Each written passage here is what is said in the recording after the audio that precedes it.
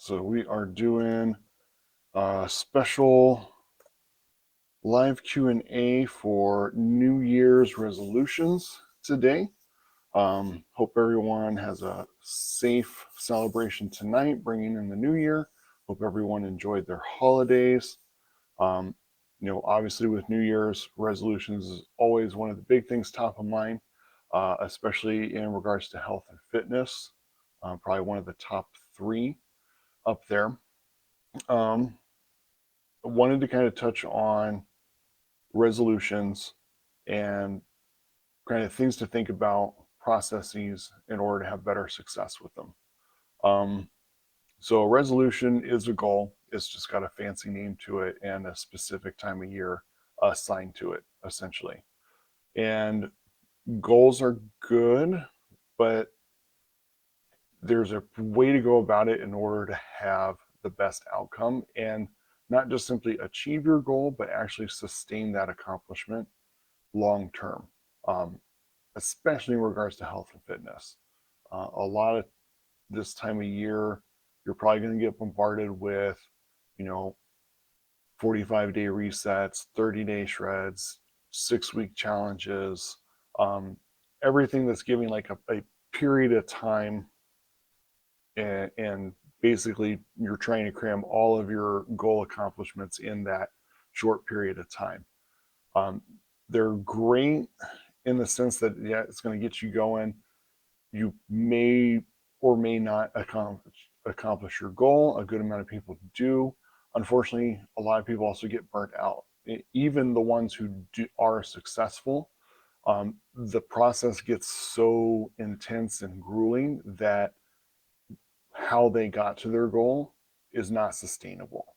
So that's kind of the first thing that I want you to think about with this, and kind of what I'm trying to get people to understand with setting a goal, resolution, whatever it may be. That's a destination, that's a target. So I want you to look at goal setting kind of like planning a vacation.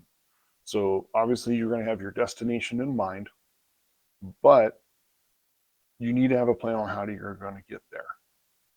You can't just say I'm going to Hawaii and hope for the best. You have to have a plan of what's your mode of travel. Are you driving to one airport, or are you driving to an airport and then getting a connecting flight, or are you driving or flying to a port and then taking a boat the rest of the way to Hawaii? Um, all of that how is going to make a world of difference in that achieving that destination. So what I mean by that is, you set some sort of health or fitness goal. Most common one is weight loss. That's where you're trying to go. You need the how you're going to get there is the important piece. So how often are you going to do workouts? What type of activity are you going to do? What duration of time is that going to look like? What nutritional changes are you going to make? Either things you're adding or things you're taking away. And then from there, creating kind of timelines based upon that.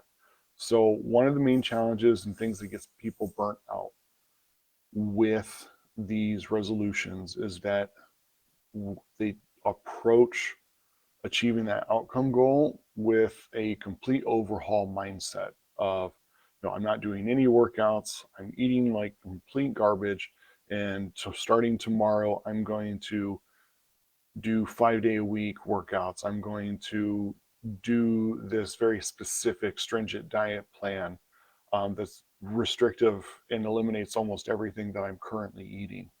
Those type of pursuits, you can see great results if you're successful in the implementation of it, but more often than not, that pursuit and that implementation is going to frustrate, cause burnout, and eventually you're going to stop altogether.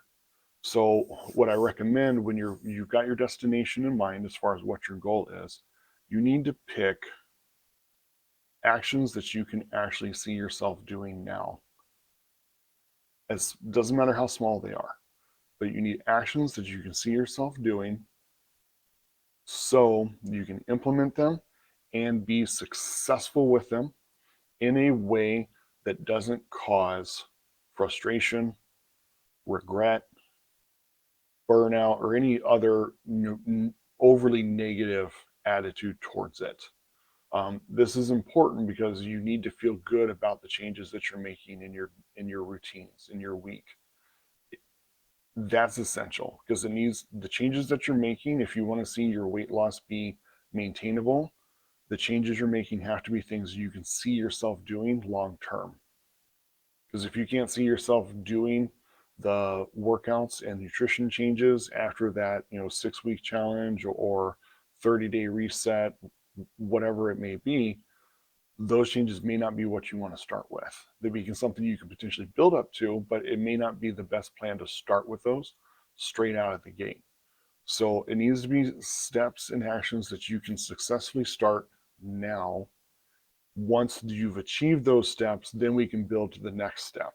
So one of the things that we look at for a lot of people is if you're not going to meet with us to work out 2-3 times a week, maybe you need to start with a daily walk for 5 minutes. Maybe it's twice a week walks.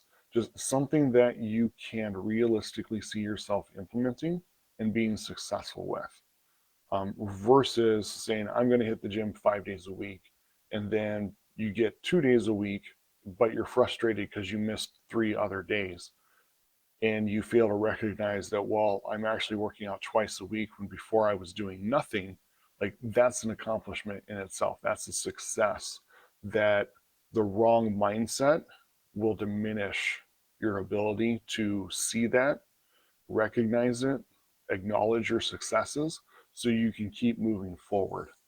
So this is an important aspect of why those initial steps need to be easily achievable and actionable. Because if they're not, we get frustrated, burnt out, and we give up on the pursuit. This is why so many people fail on their resolutions.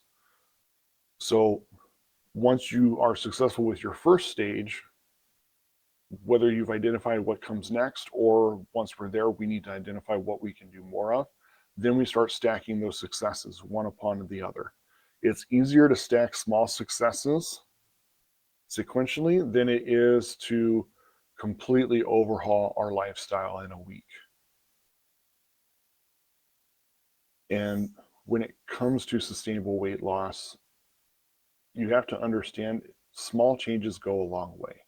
I'm sure most people are familiar with energy in, energy out. That philosophy, it comes from energetically, a pound of fat is about 3,500 calories, either taken in excess and creates a stored pound of fat, or that we've created a deficit and we burned a stored pound of fat. Over a year's time frame, that's 100 calories a day, because there's 365 days in a year. That equates to 10 pounds in changes. So it doesn't take much to see the scale change 10 pounds up or down.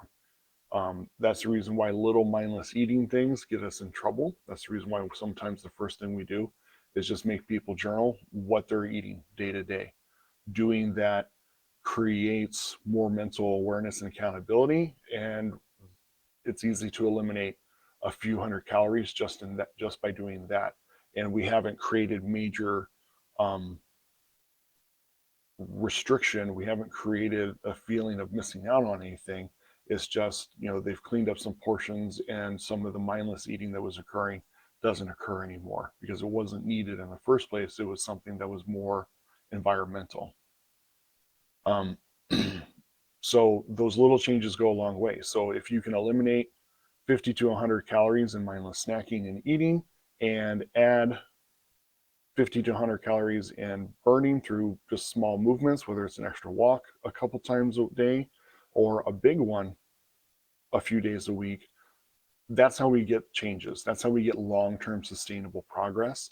Consistency is always better than absolute perfection, because consistency is realistic. Perfection just doesn't exist. There's always going to be things that come up in your life that are going to make you have a bad day, make you have to readjust your entire schedule for how you do your meal planning, when you do your workouts. that are going to be, they'll be frustrating, but consistently pursuing those positive steps forward is what's going to make the most progress for you, rather than trying to pursue perfection for 30 days and then being frustrated because of how hard it is and then giving up the pursuit altogether.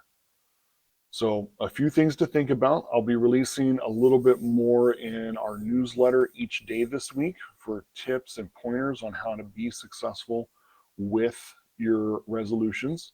If you're interested in that, you can either write your email down below or message us, and we'll get you on the email list to get those notifications each day this week.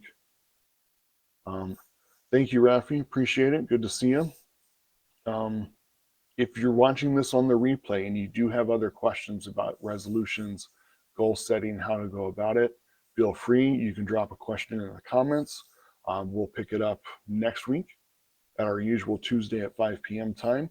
Or if you prefer, you can always message us directly and we can have a conversation with you there in private. Otherwise, again, I hope everyone has an awesome new year. Stay safe if you go out, and remember to stay persistent in your consistent pursuit of health.